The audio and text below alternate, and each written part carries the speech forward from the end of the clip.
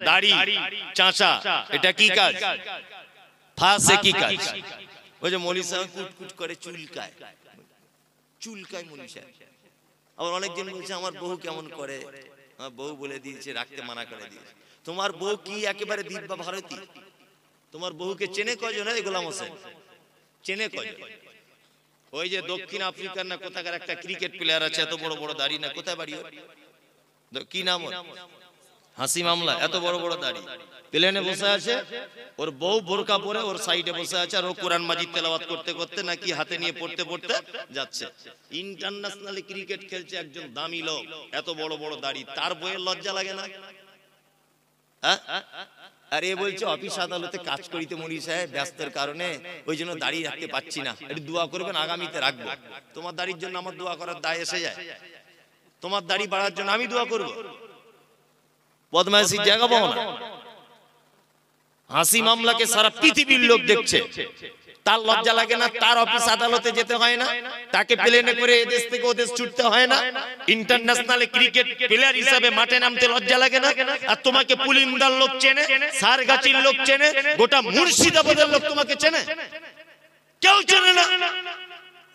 তোমার লজ্জা কিসের? লজ্জা লাগে? আশ্চর্য ব্যাপার। কারণ এটা একটা বড় পাপ, এটা বড় পাপ জানার পরেও ও যে চাচ্ছে বারবার, এই কারণে ফাসেক। তবে একটা কথা বলে দিচ্ছি, ফাসেক আপনি যদি এই কাজের কারণে হন, তাহলে আপনাকে তওবা করে ফেরত আসতে হবে। এখন রাস্তা আছে যে আপনি ফাসেকে আছেন, কি বলছি মাথায় থাকবে এটা, তওবা করে ফেরত আসুন। আর একটা কথা বলছি, আপনি পুলিন্দা মাদ্রাসায় 1 লাখ টাকা দান করেছেন, এসব বাস্তব কথাগুলো কেউ তুলে ধরে না। পুলিন্দাতে 1 লাখ টাকা আপনি দান করেছেন মাদ্রাসাতে, এখন এই মাদ্রাসায় দান করেছেন, প্রত্যেক বছরে করেন, আপনি মারা গেলেন। আচ্ছা বলুন তো, আপনি যে মারা গেলেন, আপনার কাফন জড়ানো আছে, সবাই আপনার মুখটা দেখতে আসছে, দেখতে আসে না? কাফন থেকে মুখটা বার করে দেখে। আচ্ছা বলুন তো, আপনার মুখটা দেখে বুঝতে পারবে যে এই লোকটা বড় দানি ছিল? দেখা যাবে, বোঝা যাবে না? আত্মীয়তার সম্পর্ক আপনার ভালো ছিল, আপনার মুখ দেখে কেউ বুঝতে পারবে যে লোকটার আত্মীয়তার সম্পর্ক ভালো ছিল? বোঝা যাবে? যাবে না। পৃথিবীতে একটা মাত্র চরম পর্যায়ে সুন্নাত আছে, সেটা হচ্ছে এই, যদিও দাড়ি রাখার ব্যাপারে কেউ কেউ বলেছে দাড়ি রাখা ওয়াজিব, বাধ্যতামূলক, ফরজের সমতুল্য। কি বলছে বুঝতে পারছেন? আচ্ছা বলুন, পৃথিবীতে একটা মাত্র আমল আছে যে আমলটা মানুষের কবর পর্যন্ত প্রমাণ করে যায়, তার নাম দাড়ি। মানুষ মারা গেলে দাড়ি চেঁচে কবরে ঢোকায় না, এই অবস্থায় দেয়, এই অবস্থায় দেয়। অন্তত পক্ষে ফেরেশতারা দেখে বলবে আমাদেরই দলের লোক ছিল, অন্তত একটু আরাম হতে পারে হিসাবটা, বুঝলেন না? আর একেবারে শ্যাম্পু করা লোক যদি ঢুকে যায়, ফেরেশতারা যদি বুঝতে পেরে যায় এই ঢুকেছে, এবারে হিসাব কড়াকড়ি করে মার, বলবে কি বলবে না? বলবে, এটা বাস্তবতা। এইটা দেখে অন্তত পক্ষে ফেরেশতারা বুঝতে পারবে যে এটা আমাদেরই লোক ছিল, বুঝতে পারবে না? অনেক তো মেয়েরা আবার আছে, দাড়িওয়ালা ছেলে বিয়ে করতে চায় না, করে না? অনেক মেয়ে, ও কলেজে পড়ে নাকি একটু মডার্ন হয়েছে, শুনছি বলে কলেজে পড়ে মেয়েটা, বিশাল ডিগ্রি করছে, ওই জন্য দাড়িওয়ালা ছেলে পছন্দ করে না। অথচ যখন বিয়েতে বসে, ওর বরকে বলে দেয় ভালো পাঞ্জাবি আর ভালো টুপি পরবে, কিন্তু বিয়ে করার সময় দেখছি আব্দুল কাদের জেলানির মতো পাগড়ি আর পাঞ্জাবি পরে যাচ্ছে। কেন আন্ডারপ্যান্ট পরে আসতে বলতে পারতে? মৌলভী সাহেবদের পছন্দ করো না, দাড়ি বলা পছন্দ করো না, তা বিয়ে করার সময় আমার ঢং করে মৌলভী সাহেবের মতো ব্যাগ ধরতে বলছো কেন? যে পাঞ্জাবি পরতে এসো, আপনাদের এখানে বিয়েতে পড়ে বাচ্চা কাচ্চারা পড়ে, আবার বিয়ে করতে এসে এইরকম করে আছে, মুখে রুমাল দিয়ে, মানে এত লজ্জার বেটাও আর কি। 3 লাখ টাকা পণ নিয়েছে হারাম করে, তখন লজ্জা লাগেনি। 4 লাখ টাকা পণ নিয়েছে, 8টি আর গাড়ি চেয়েছে, তখন লজ্জা লাগেনি। আর বিয়ে করতে গিয়ে এরকম করে বসে আছে, মনে হচ্ছে কোমরে লাথি মেরে কোমরে হাড় ভেঙে দিয়ে। হারাম করে 3 লাখ টাকা চাইতে সবার সামনে লজ্জা লাগলো না, আর ঘুমটা দিয়ে বসে আছে, মানে লজ্জাপতি গাছ বেটে খেয়েছে। লজ্জা শরম আছে তোমার? বিয়াদব কোথাকারে। বাস্তব না অবাস্তব বলছি? পঞ্চায়েতে লজ্জা লাগে না বেটির বাপের কাছে, বেটির বাপের কাছে টাকা চাইতে লজ্জা লাগে না, আর বিয়ে করতে গিয়ে পুরুষ মানুষ রুমাল দিয়ে বসে আছে এরকম করে। মানে কি একেবারে লজ্জাশীল পুরুষ, লজ্জা শরম থাকা দরকার। ওই জন্য যে সমস্ত মেয়েরা এই ব্যাপারে আপত্তি করেন, আপনাকে আমি বলে দিয়ে যাচ্ছি, কোন মেয়ে যদি নিজে আপত্তি করে যে দাড়িওয়ালা ছেলে বিয়ে করব না, আমি মুমতাজুল ইসলাম বলছি আপনি তার থেকে দূরে থাকুন। আখিরাতেও কল্যাণ হবে, দুনিয়াতেও কল্যাণ হবে। আপনার আখিরাতেও কল্যাণ, দুনিয়াতেও কল্যাণ, কারণ নারী নামের হস্তিনী। আল্লাহ নবীর একটা সুন্নত, আল্লাহ নবীর একটা কঠিন পদক্ষেপকে যে মেয়ে অঙ্গীকার করে সে মেয়ে মুসলিম থাকতে পারে না। শুনুন, আপনি নামাজ পড়েন না আলাদা ব্যাপার, আমি আপনাকে ধরেছি যে ভাই আপনি নামাজ পড়া ধরুন, আপনি বলছেন মৌলভী সাহেব লজ্জা লাগছে আপনাকে দেখে বারবার নামাজের কথা বলেন, সত্যি আমি খুব অপরাধী, ও মুসলিম, ও জানে নামাজ ফরজ, কিন্তু আমাকে দেখে ও লজ্জা পাচ্ছে, তার মানে ওর ভিতরে আল্লাহর ভয় আছে, একটু চার্জ দিলে ও নামাজ পড়া ধরে যাবে। কিন্তু একটা লোককে নামাজ পড়ার কথা বলতে গেলাম, সেই লোকটা আমাকে বলছে তুই নামাজ পড়ে কি পেলি ঘোড়ার ডিম ফালতু, ওর ঈমান আর থাকবে না, সঙ্গে সঙ্গে বেঈমান হয়ে যাবে। কি বলছি বুঝতে পারছেন? এই লোকটা নামাজ পড়ে না, একে আমি গিয়ে বলছি চাচা একটু নামাজ পড়ুন, তখন বলছে মৌলভী সাহেব পড়তে পারছি না, কাজের চাপে খুব লজ্জা লাগছে, ইনশাআল্লাহ চেষ্টা করব। ও মুসলিম, ও কি মুসলিম? আর উনি যদি এই কথা বলেন যে তুমি নামাজ পড়ে এতদিন কি করলে, আমি ঘোড়ার দিন নামাজ না পড়ে দুতলা বাড়ি করে নিলাম, তাহলে উনি বেঈমান, ওর মুসলিম থাকতে পারলো না। তুমি দাড়ি রাখতে পারছো না, এটা আলাদা ব্যাপার। মেয়ে, তোমার বাপ দাড়ি রাখতে পারেনি, এটা তোমার বাপের দুর্বলতা। তোমার ভাই দাড়ি রাখতে পারেনি, এটা তোমার ভাইয়ের দুর্বলতা। কিন্তু তোমাকে যে ছেলে বিয়ের কথা বলতে এসেছে, তোমাকে যে ছেলে বিয়ের কথা বলতে এসেছে, তার যদি দাড়ি থাকে, সে তো মুহাম্মদ সাল্লাল্লাহু আলাইহি ওয়াসাল্লামের পদ্ধতিতে দাড়ি রেখেছে। তুমি যে তাকে ঠাট্টা করলে, বিদ্রুপ করলে, বিবাহের জন্য অপ্রয়োজন মনে করলে, আমি তো মনে করি ওই দাড়ি থাকা ছেলেটাকে যদি অপমান করে বাড়ি পাঠায়, বা দাড়ি আছে বলে যদি বিয়ে না বসতে চায়, তাহলে ওই মেয়েটাও ঠিক তেমন বেঈমান হয়ে যাবে, কারণ ও একটা চরম হাদিসকে অপমান করার কারণে। খুব বুঝে শুনে কথা বলবে, হিসাব করে। তবে আলহামদুলিল্লাহ সব মেয়েরা নয়, আমার মাদ্রাসাতে 200 থেকে 250 মেয়ে আছে। আমি এই পর্যন্ত মনে হয় জীবনে কত মেয়েকে যে বিয়ে দিয়েছি তা আল্লাহ ছাড়া কেউ জানে না। কি বলছি বুঝতে পারছেন? অজস্র মেয়েকে বিয়ে দিয়েছি। এই কিছুদিন আগে মেদিনীপুরের একটা মেয়ে আছে আমার মাদ্রাসাতে, এই যে আমার পিছনে বসে আছে শামীম, আপনাদের মাওলানার এখানকার ছেলে আর কি, ও তো যায়, ওরা সব সময়তেই যায়, আমার বাড়িও গিয়েছিল সেদিনও। তা এরা সব দেখে এসেছে আমার মাদ্রাসা। আর একটা মেয়েদের মাদ্রাসা আছে, 200-250 মেয়ে পড়ে আলহামদুলিল্লাহ। আবার মোটামুটি এই তো শামীম গিয়েছিল ভিত্তি স্থাপনের দিনে, 3 বিঘা জমির উপরে ছেলেদের মাদ্রাসা তৈরি হচ্ছে ইনশাআল্লাহ, দোয়া করবেন। হিফজ খানা আল্লাহ যদি কবুল করে নেয়, কেউ আর আটকাতে পারবে না, দ্রুত গতিতে কাজ চলছে ইনশাআল্লাহ। শেষ কাজ করতে আমার একটা টার্গেট 1 কোটি টাকার আমরা বাজেট রেখেছি। যদি বলছেন টাকা আপনার বহুত টাকা, তো তাহলে আমার 1 পয়সাও নেই, যা টাকা পয়সা পাচ্ছি সব লাগিয়ে দিচ্ছে, বাকিটা আল্লাহ ম্যানেজ করে দিচ্ছে বিভিন্ন মানুষের মাধ্যমে। যাই হোক, যে কথা বলছিলাম সেটা হচ্ছে এই যে আমার একটা মাথাতে একটা জিনিস কাজ করে, বেদাতিরা একটা কথা বারবার বলে যে আহলে হাদিসরা কোরআন পড়তে পারে না, বারবার এটা কথা প্রশ্ন কিন্তু তারা তোলে না। ওই জন্য আমি সারা পশ্চিম বাংলাতে নিয়ত করেছি একটা হিফজ খানা, শুধুমাত্র হাফেজ হবে, শুধুমাত্র হাফেজ আর কারি, শুধু কোরআনটাকে শুদ্ধ করে পড়ানোর জন্য 2 বছরের কোর্স দিয়ে কমপ্লিট করবে ইনশাআল্লাহ, এরকম মনোবৃত্তি আছে। রমজানের পর থেকে যে কটা রুম রেডি হবে সেই কটা রুম দিয়ে চালু করে দেবে ইনশাআল্লাহ, নিয়ত করে নিয়েছি। আমার জীবনে এটা উদ্দেশ্য যে আমি এর মাধ্যমে মরে গেলেও যেন কবরে শুয়ে শুয়ে নেকি পাই, এতটুকু, এছাড়া কোনো আর আমার আশা নেই, কোনো আশা নেই। আপনাদের সারেগাছি আমার আজও মনে আছে যে আমাদের মহিলা মাদ্রাসার জন্য একজন মেয়ে, আমি তার নামটাম জানি না, হঠাৎ করে একদিন ফোন করে বলছে আমি 10,000 টাকা দিব, আপনি সারেগাছি মোড়ে দাঁড়ান, কুলিন্দা গ্রামে বাড়িতে জলসা করতে যাচ্ছি। 10,000 টাকা দিয়েছে, যে সোশ্যাল মিডিয়া দেখেছি আপনার মাদ্রাসায় টাকাটা দিবেন, 10,000 না 5,000। যে কথা বলছিলাম, মেদিনীপুরের একটা মেয়ে কিছুদিন আগে, তাকে একটা বিয়ের জন্য একটা ছেলে, আমি বলছি তোমার মা বলছে বিয়ের জন্য, তা তুমি বিয়ে শাদী করবে? তা মেয়েটা আমাকে একটা কথা বলছে, মৌলভী সাহেব পর্দার আড়াল থেকে বলছে আমি বিয়ে করতে পারি, তবে আমার কিছু শর্ত আছে। মেয়েটা দেখতে যেমন ভালো তা নয়। বলছি কি শর্ত? বলছি 1 নম্বর ছেলেটা দাড়ি থাকতে হবে, 2 নম্বর 5 ওয়াক্ত নামাজি হতে হবে, 3 নম্বরে হালাল পদ্ধতি ইনকাম করতে হবে, তাহলে আমি তাকে বিয়ে করব, তাছাড়া করব না। তার মানে বুঝতে পারলাম এখন ইমানদারিনী নারী আছে পৃথিবীতে, আছে না? আছে, আছে। আজ থেকে 1 সপ্তাহ আগের কথা, ইন সার্চ অফ ট্রু ইসলাম, ফেসবুকে একটা পেজ আছে, ইন সার্চ অফ ট্রু ইসলাম, মিলন বলে নাম, মুর্শিদাবাদে বাড়ি। ছেলেটাকে জিজ্ঞাসা করবেন তার প্রমাণ। আজ থেকে 2 মাস আগে একটা মেয়ে ইসলাম গ্রহণ করেছে, ইসলাম গ্রহণ। মেয়েটা আমাকে ফোন করেছে, করে বলছে যে হুজুর, আমি আপনাদের বক্তব্য শুনে অনুপ্রাণিত হয়ে ইসলাম গ্রহণ করলাম, গোপনে, বাড়িতে কেউ জানে না। মেয়েটা বিয়ে পড়াশোনা করছে কলেজে, খুব সুন্দরী, চরম সুন্দরী মেয়েটা দেখতে। তা আমাকে বলছে হুজুর, আমি বিয়ে শাদী করবো, লুকিয়ে আমাকে একটু বিয়ের ব্যবস্থা করে দেন, আমার বাড়ি থেকে জানতে পারলে আমাকে জবাই করে দিবে, আমাকে জবাই করে দিবে। সেই মেয়েটাকে আজ থেকে 5 দিন আগে আপনাদের বহরমপুরে একটা ছেলের সঙ্গে বিয়ে দিলাম। তা মেয়েটাকে বলছি কেমন ছেলে পছন্দ? তা মেয়েটা বলছে দাড়িওয়ালা ছেলে হতে হবে, 5 ওয়াক্ত নামাজ পড়তে হবে, হালাল ইনকাম করতে হবে, গরিব হলেও চলবে, ঘর বাড়ি থাক আর না থাক। মানে মেয়েটা এত সুন্দরী, যদি বলছেন আপনি দেখলেন কি করে, সত্যি বলতে ও আমাকে দেখার জন্য একটা ছবি পাঠিয়েছিল যে আমি এই মেয়েটা।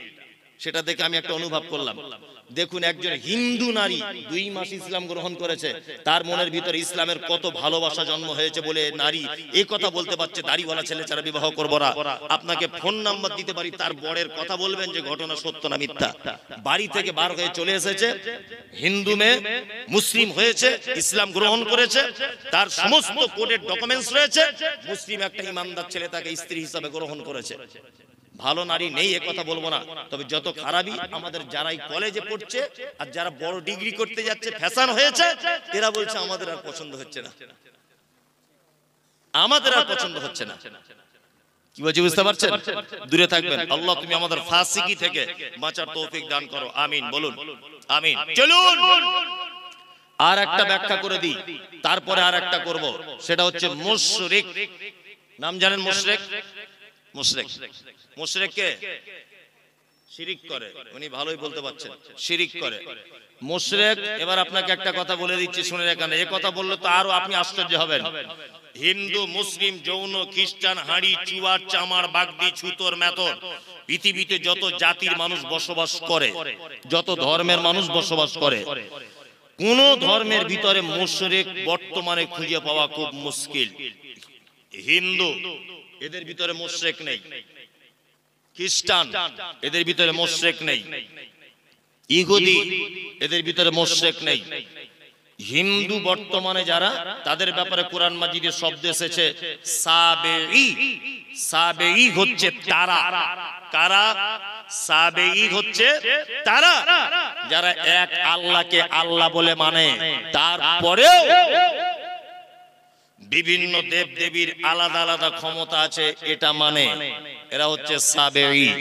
একটা হিন্দু ভাইকে জিজ্ঞাসা করবেন এত বৃষ্টি হচ্ছে কে দিচ্ছে, ও এক চান্সে বলবে বৃষ্টি দিচ্ছে উপরওয়ালা, বলবে না? তার মানে ও জানে উপরে একজন আছে। তারপরেও দেখবেন ও লোহা লাক্কড়ের ব্যবসা করে, কি পূজা করে? বিশ্বকর্মা। তার মানে ওর এটা ধারণা যে লোহা লাক্কড়ের ডিপার্টমেন্টটা বিশ্বকর্মার হাতে আছে।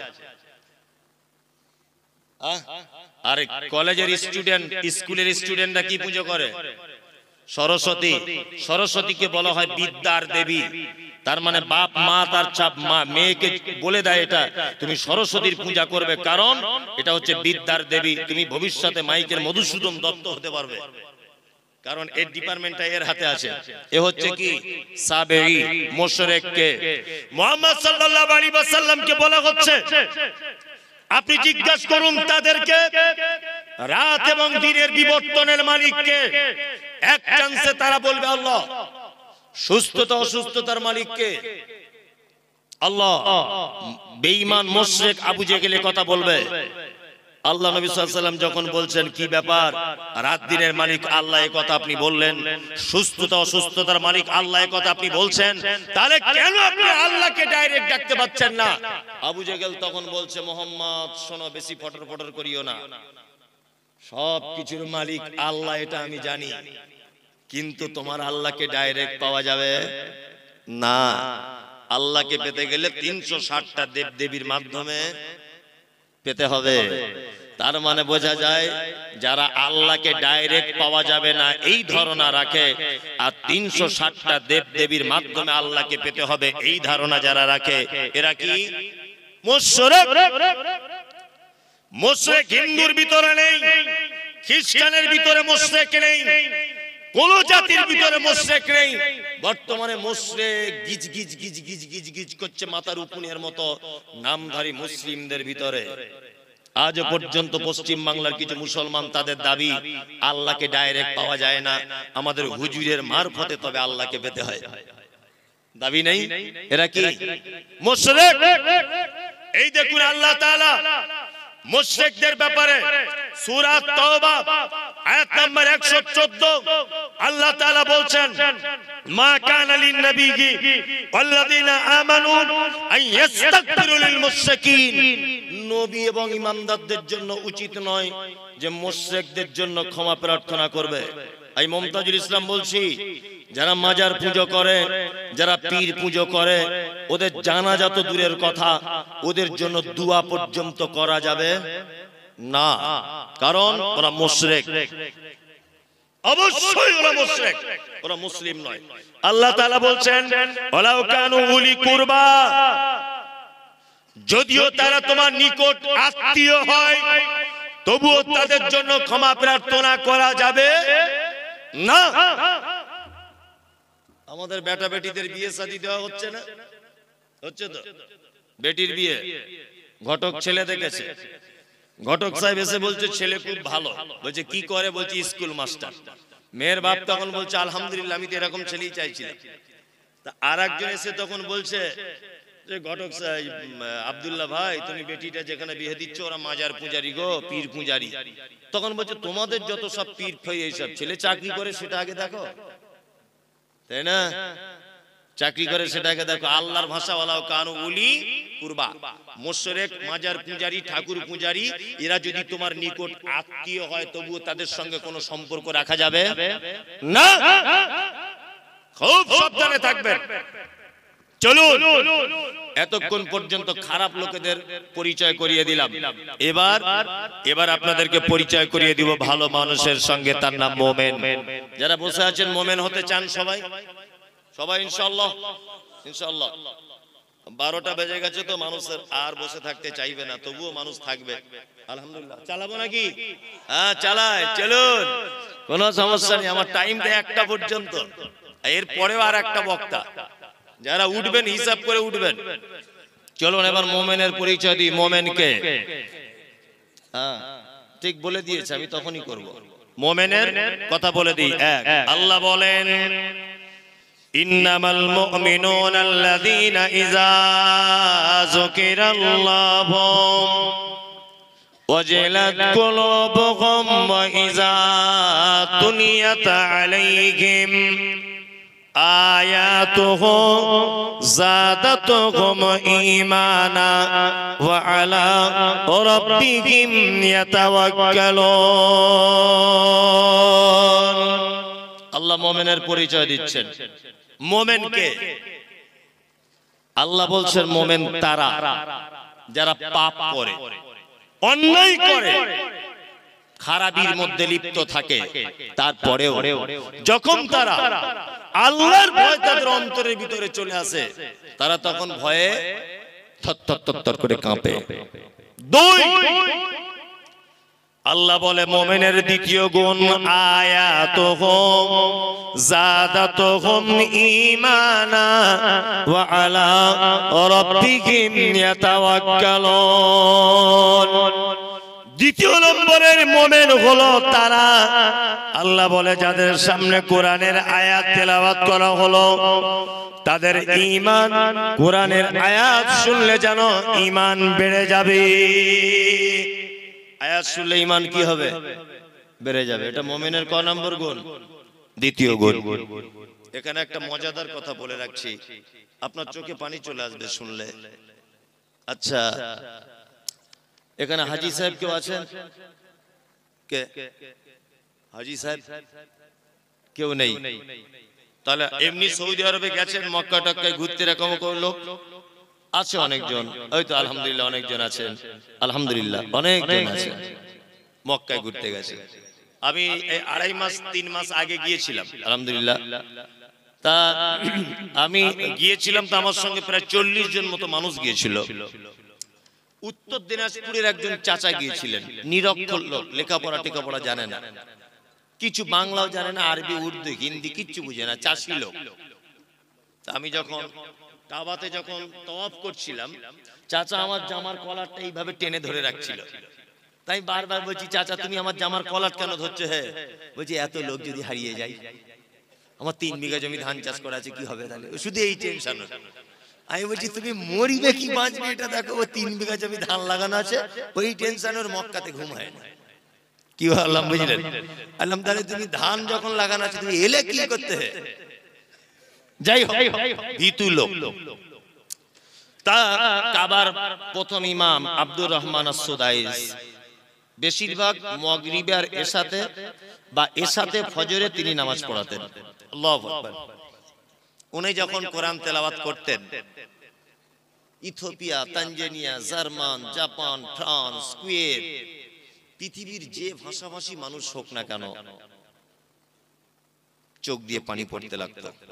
আব্দুর রহমান আস-সুদাইস জাহান্নামের আয়াতগুলো যখন আসতো, তখন বাচ্চা ছেলের মতো 20 second 25 second how how how how করে কাঁদতেন। জাহান্নামের আয়াতগুলো যখন আসতো, ফজরের নামাজ পড়ছি, রাত 10টার সময় তওয়াফ শুরু করতাম। দিনের বেলা ভিড় হতো বলে আমরা যেতে পারতাম না। রাত 10টা থেকে ফজর পর্যন্ত তওয়াফ করতাম কাবাতে, আল্লাহ করিয়েছে। যাই হোক, তা তওয়াফ করতে করতে ফজরের যখন আজান হয়, ওই সঙ্গে সঙ্গে সব লোক ঘুরে কাতারে দাঁড়িয়ে যায়। ঠিক বলছি তো? কাতারে দাঁড়িয়ে যায়। আমি দাঁড়িয়ে আছি, আমার পাশে ওই যে উত্তর দিনাজপুরের চাচা দাঁড়িয়ে আছে। নামাজ শুরু হয়েছে, আল্লাহু আকবার। সবাই হাত বেঁধে দাঁড়িয়ে গেল।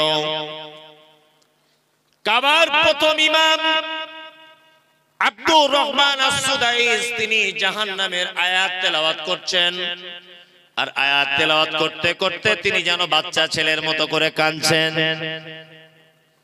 আমি কোরআনের একটু অল্প কিছু বুঝি, আমার চোখ দিয়েও পানি চলে এলো। আমিও বাচ্চা ছেলের মতো ডুকরে ডুকরে কাঁদতে লাগলাম। আমার পাশের চাচা কোরআন বোঝে না, বাংলা ভালো করে পড়তে জানে না, অশিক্ষিত লোক। চাচাও দেখছি ডুকরিয়ে ডুকরিয়ে কাঁদতে শুরু করে দিল। নামাজ শেষ হয়ে গেল।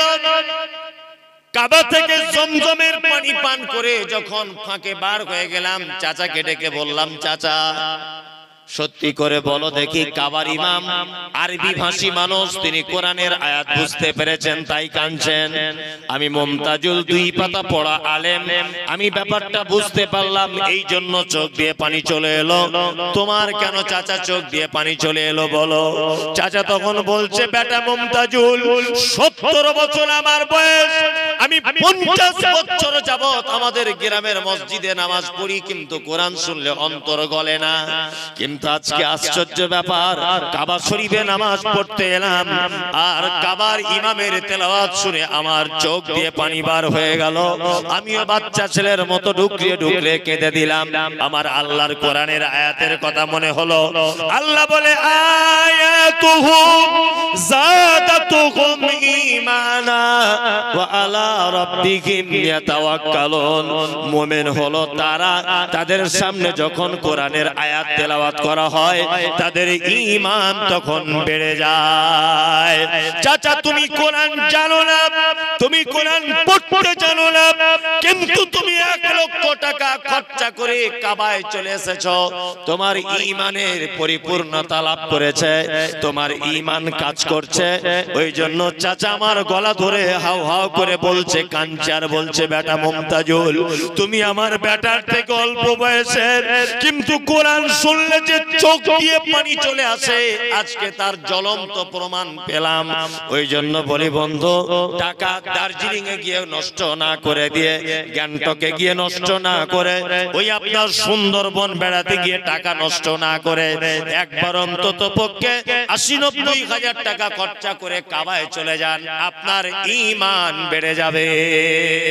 আল্লাহ বলছে, মুমিন তারাই তো মুমিন যাদের সামনে আমার কোরআন তেলাওয়াত করা হবে, ইমাম সাহেব তেলাওয়াত করবে, পিছনে মুসল্লি দাঁড়িয়ে থাকবে, আর তার ঈমান যেন আস্তে আস্তে করে বেড়ে যাবে। আমাদের ঈমান বাড়ে। ফজরের সময় দুটো আয়াত যদি ইমাম সাহেব বেশি করে যদি তেলাওয়াত করে দেয়, তা মুসল্লিরা ঝামেলা লেগে যায়, ঝামেলা লেগে যায়, ঝামেলা লেগে যায়। আল্লাহ বলে মুমিন তারা ওয়া আলা রাব্বিহিম ইয়াতাওয়াক্কালুন। মুমিনের 3 নম্বরের গুণ খায়রিহি ওয়া শাররিহি মিনাল্লাহি তাআলা। মুমিন যা কিছু হবে আল্লাহর উপরে ভরসা করবে। মুমিন কার উপরে ভরসা করে? আল্লাহর উপরে। হায়াত মওতের মালিক কে?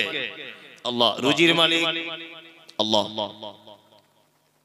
দোকান করেছে, ঈমান আছে তো? দোকান করেছে, দোকানের পিছনে দেখছি একটা তাবিজ ল্যামিনেশন করে টাঙানো আছে, তাই না? তো চাচা তোমার তাবিজ কি ব্যাপার? বলছি বেচাকেনায় বরকত হবে। তাই বলছি কে দিয়েছে? বলছি আমাদের হেড মাওলানা দিয়েছে। বোঝানোর জন্য বলছি। তাই হেড মাওলানা যদি এত বরকতের তাবিজ দেওয়া শিখে গেছে, তা তাবিজটা নিজের কাছেই রাখতে পারে। এত বরকতের দিনে বিচি দিলে কি করে? ঈমান আছে তো? 4টে আংটি পড়েছে যুবক ছেলে, 4 রকমের কোয়ালিটির পাথর। এটা কি? বলছে বউ কথা শোনে না। এটা কিসের আংটি? বলছে ঘন ঘন পেচ্ছাপ হয়। এটা কিসের? বলছে বাপের বাড়ি বউ গেলে আসতে চায় না। আর এটা বলছে রাতে চমকে উঠি তাই। হযরত ওমরের নাম শুনেছেন? ওমর দামি মানুষ না? দামি মানুষ। পৃথিবীতে অনেক জিনিস আছে যেগুলো ডাইরেক্ট জান্নাত থেকে এসেছে, তার ভিতরে একটা হাজির আসওয়াদ, তাই না? যখন পৃথিবীতে আছে, এটা মুসলিম শরীফের হাদিস, তখন সাদা দুধের মতো ছিল পাথরটা। আল্লাহ নবী সাল্লাল্লাহু আলাইহি ওয়াসাল্লাম বলছেন আদম সন্তান তার পাপের বোঝা নিয়ে তাকে চুম্বন করতে করতে একদম কালো করে দিয়েছে। আমি নিজে আলহামদুলিল্লাহ 2 বার চুম্বন করে এসেছি, আল্লাহ করিয়েছে। খুব রিস্ক চুম্বন করা, ওখানে মারাও যেতে পারে কোনো মানুষ, এত রিস্ক। মানে আপনি হাড়ির মুখের মতো, তখন যখন মুখ ঢোকাবেন পিছন দিক দিয়ে 1500 মানুষ আপনাকে চাপছে। এই 1500 মানুষ বা 500 মানুষ 1000 মানুষকে সামলে তবে চুমুটা খেতে হবে। ওই জন্য আমি বলি আমাদের বাঙালিদের একটা বদ অভ্যাস, বুড়ো না হলে হজে যায় না। হজে বুড়ো বয়সে গেলে 10 পয়সা দাম না, এমনি টাকা খরচাই হবে, ও কিছুই করতে পারবে না। তপ করতে পারবে, চুমু খাওয়া তো দূরের কথা, না পাথর মারতে পারবে, ফ্যাল ফ্যাল করে তাকিয়ে থাকতে হবে। 5 লাখ টাকা জলে চলে গেল। যেতেই যদি হয় 35, 37, 38 বছরে যান, যেন দুজনকে যেন রুখে দেওয়া যায়।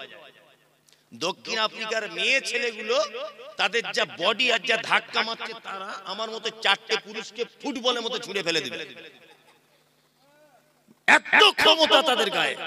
আর এই লম্বা লম্বা মেয়েগুলো সব সুদানিরা, কালো কুচকুচ কুচকুচ করছে সুদানিরা, এই লম্বা লম্বা। তাদের চেহারা কি আমাদের বাঙালি 2-4 জন পুরুষ মানুষকে মেরে ফেলবে ঘুষি মেরে, এত ক্ষমতা তাদের গায়ে। আর এ বুড়ো বয়সে লাঠি নিয়ে হজ করতে যাচ্ছে, তুমি চান্স পাবে? এক গুঁতো মেরে তোমাকে ফেলে দিবে 4 হাত দূরে। ওইজন্য হজে যদি যেতে চান একটু ইয়ং বয়সে যাবেন। কি বললাম বুঝলেন? হাজির আসওয়াদ হযরত ওমর ফারুক রাদিয়াল্লাহু তাআলা আনহু মক্কায় চারিদিকে তাওয়াফ করছেন।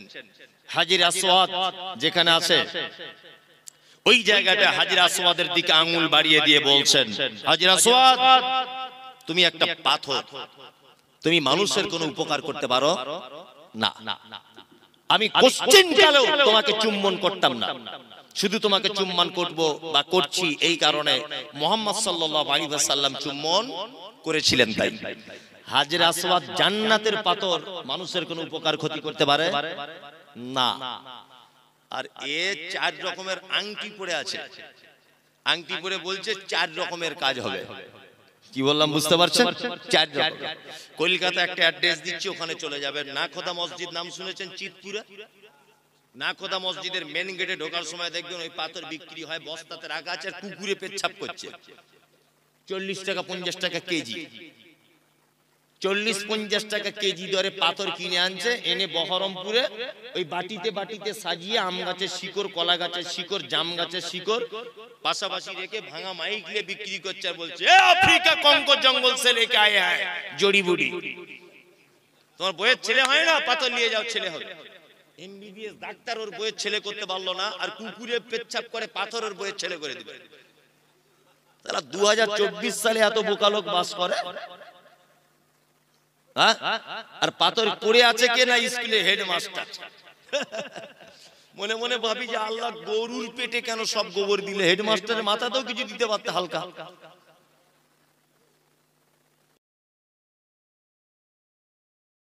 তার প্রতি বিচার করে কোর্ট থেকে বার হয়ে জড়িবুটি কিনে চোর বইয়ের ছেলে হবে বলে। কত বড় গাধাও, ওর কপালে কিছু জোটেনি বলে ভাঙা মাইক করে ফোন নিয়ে বসে আছে, ফুটপাতে তাবিজ কবজ বিক্রি করছে, চালাকি চিটিংবাজ। কি বললাম বুঝলেন? কাজী নজরুলের ভাষা কি? কাজী নজরুল বলেছেন, ওরে পীর ফকিরের কথা যদি সত্য হতো তারা কেন ভিক ভেঙে ফুটপাতে খেত? তাদের কথা যদি সব হবে, হাত দেখে যদি সব বলে দিবে, তা ফুটপাতে তারা কেন বসে আছে? আছে না? আল্লাহ। এলেম বাজার মাদ্রাসায় তখন পড়ি, এলেম বাজার নাম শুনেছেন বীরভূমের? তখন এলেম বাজার মাদ্রাসায় পড়ি আমি, মাদ্রাসা পড়াশোনা করছি। তা বাড়ি আসছি, একা একা বাড়ি আসা নতুন শিখেছি। তা বোলপুর থেকে ট্রেন ধরে আমি আসছি শিয়ালদা। তা শিয়ালদা স্টেশনে নেভি প্ল্যাটফর্ম থেকে বার হয়েছি, দেখছি একটা লোক খাঁচার ভিতরে টিয়া পাখি নিয়ে বসে আছে।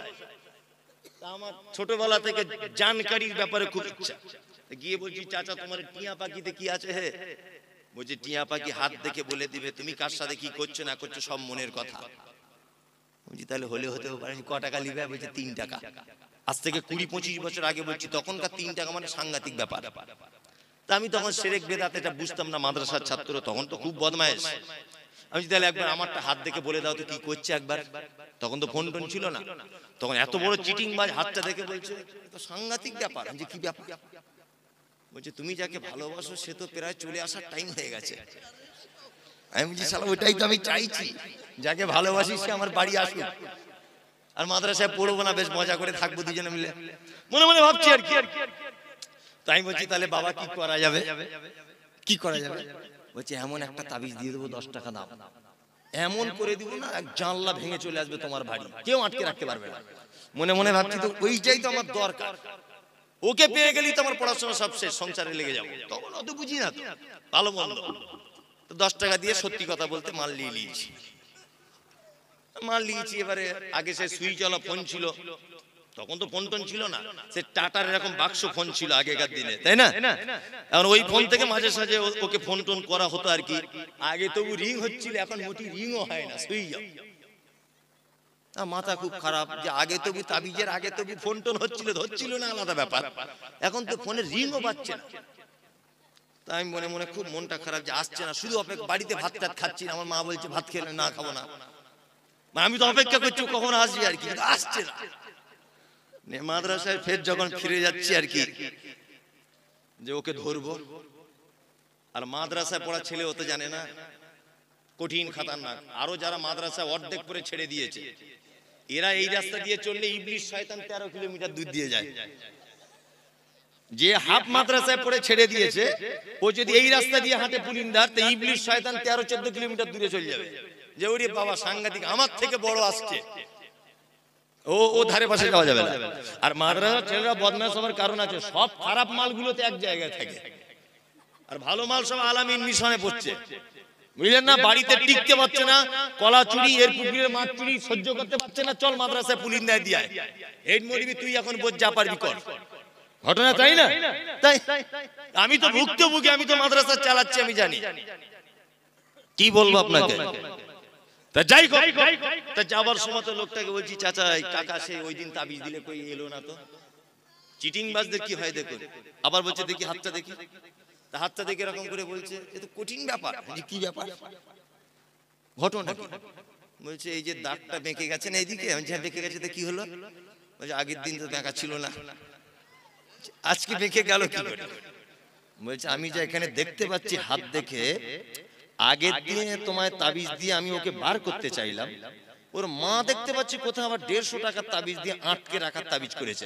এ শালা দুটো তাবিজে মারামারি লেগে গেছে, যার দাম বেশি তার কাজ বেশি। ওই জন্য তুমি যদি 250 টাকার তাবিজ কেন তাহলে এবার আসার চান্স আছে। তখন আমি ভাবছি পাক্কা চিটিং মাছ।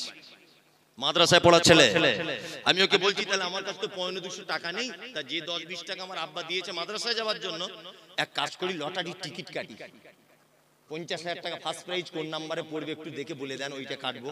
বলছি ওইটা বলা যাবে না, ওই চিটিং মার। আমি কার সাথে লাইন মারছি তুমি বলে দিতে পারছো, আমার বউ আসবে কিনা তুমি বলে দিতে পারছো, কার বউ কার সঙ্গে আছে এটা বলে দিতে পারছো, কে কার সাথে প্রেম করে আঙুল দেখে বলে দিতে পারছো, আর চিটিং বাজ কোন নাম্বারে ফার্স্ট প্রাইজ এটা বলতে পারো না। তার মানে এই যে কাজী নজরুলের কথা ঠিক, পীর ফকিরের কথা যদি সত্য হতো, ফুটপাতে তারা কেন ভিক মেঙে খেত? লটারির টিকিট বিক্রি করছে আর বলছে এইটা পড়ে যাওয়ার চান্স আছে। তাই বলছি হারাম করে পড়ে যাওয়ার চান্স আছে, 1 কোটি টাকা ফার্স্ট প্রাইজ, তুই ওটা বাড়িতে রেখে দে, তুই কেন বিক্রি করছিস? তুই বাড়িতে রাখ।